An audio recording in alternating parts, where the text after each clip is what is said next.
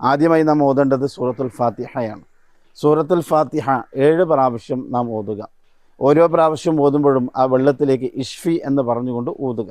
അങ്ങനെ 7 പ്രാവശ്യം വെള്ളത്തിൽ ഊതിക്കഴിഞ്ഞതിന് ശേഷം അലം നഷ്റഹ് ലക സദ്റക് എന്ന് തുടങ്ങുന്ന സൂറത്തു ശറഹ്, ആ സൂറത്തു ശറഹ് 21 പ്രാവശ്യമാണ് നാം ഓതേണ്ടത്.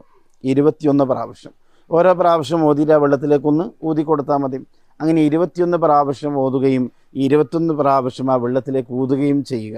അതിനുശേഷം സബ്ബിഹിസ്മ റബ്ബിക്കൽ അഅല എന്ന് പറയുന്ന സൂറത്തുൽ അഅല, ആ സൂറത്തും ഇതേ പ്രകാരം തന്നെ 21 പ്രാവശ്യം ഓതിയിട്ട് വെള്ളത്തിലേക്ക് ഊതണം.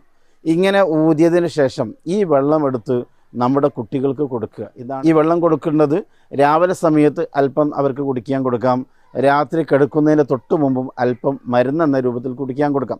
ഒരുപാട് വെള്ളം കുടിക്കണമെന്നല്ല, അല്പം വെള്ളമെടുത്ത് രാവിലെയും അല്പം വെള്ളമെടുത്ത്